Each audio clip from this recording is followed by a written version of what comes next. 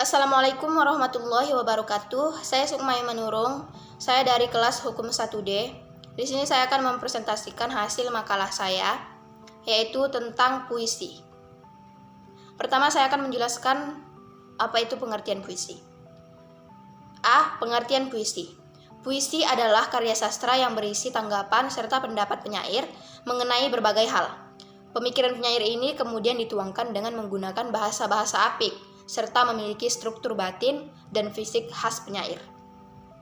Menurut Perrin, puisi itu membuat kalimat yang singkat, padat makna tetapi dapat mengungkapkan pengalaman, perasaan, pikiran, keinginan yang hendak diekspresikan penyair. Maka diperlukan perangkat atau unsur-unsur puisi seperti diksi, pencitraan, irama, simile, metafora, simbol, ataupun pengulangan.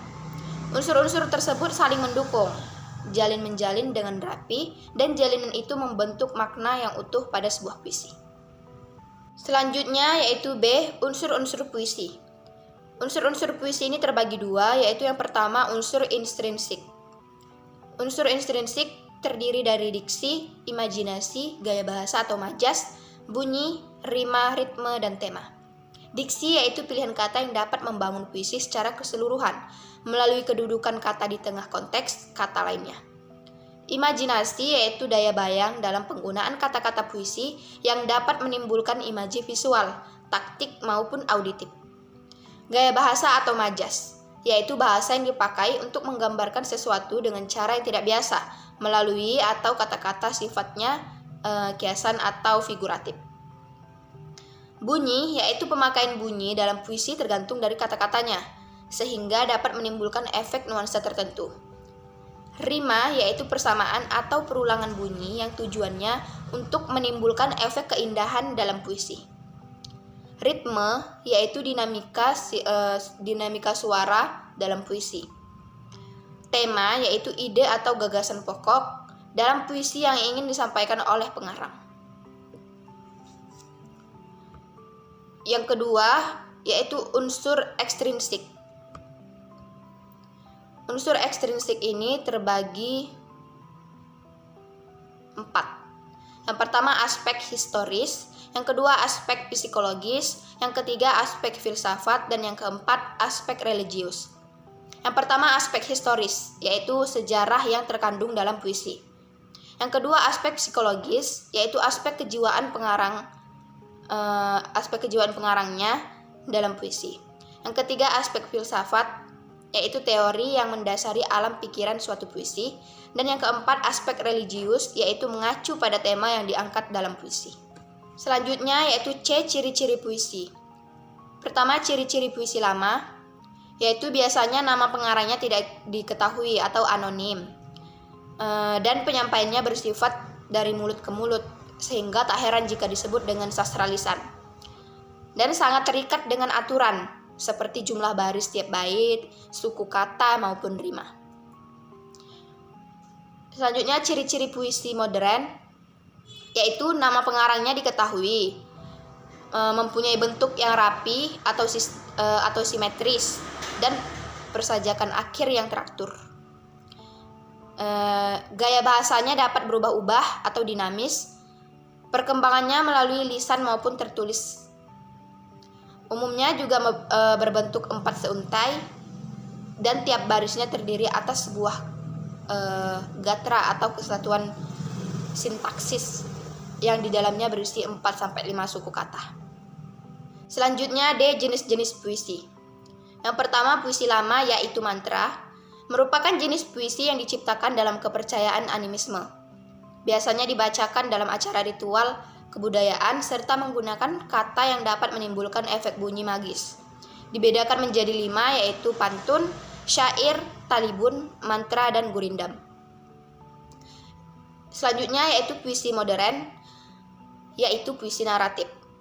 Merupakan puisi yang digunakan untuk menyampaikan suatu cerita. Dibedakan menjadi 3 yaitu epik, romansa, dan balada. Selanjutnya E. Contoh-contoh puisi berdasarkan jenisnya. Setelah mengetahui jenis-jenis puisi, untuk lebih paham maka berikut contoh-contohnya. A. Contoh puisi lama. 1. Mantra. Salah satu contoh mantra yaitu yang dipercaya dapat mengobati sakit perut dari Sapardi Djoko Damono. Gelang-gelang si gali-gali, malukut kepada padi. Air susu kerus asalmu jadi, aku sapa tidak berbunyi. Kedua pantun, salah satu contoh pantunnya yaitu berakit-rakit ke hulu, berenang-renang ke tepian, bersakit-sakit dahulu, bersenang-senang kemudian. Selanjutnya yang ketiga, gurindam. Salah satu contohnya yaitu kurang pikir, kurang siasat, tentu dirimu kelak tersesat. Yang keempat, yaitu syair. Salah satu contohnya yaitu ilmu didapat tiada cepat, mesti sabar hatinya kuat. Semoga Tuhan berikan rahmat, maka jaga hati serta niat. Yang kelima, talibun. Salah satu contoh talibun yaitu pergi merantau jauh ke negeri seberang. Janganlah lalai membawa perbekalan berupa makanan. Jika tersesat di perjalanan, ingatlah peta yang kau bawa. Serta jangan malu mendatangi orang untuk bertanya. Jika engkau berbuat baik kepada semua orang, niscaya kebaikan pula yang akan engkau dapatkan. Sudahlah, engkau kan dapat pahala. Di dunia pun engkau akan hidup bahagia. B. Contoh puisi modern. 1. Epik. Salah satu contoh puisi epik yaitu di masa pembangunan ini, Tuhan hidup kembali dan bara kagum menjadi api. Di depan sekali Tuhan menanti, tak gentar, lawan banyaknya 100 kali. Pedang di kanan, keris di kiri, berselempang semangat yang tidak bisa mati. Maju, ini barisan tak bergenderang berpalu, kepercayaan tanda menyerbu. Sekali berarti, sudah itu mati.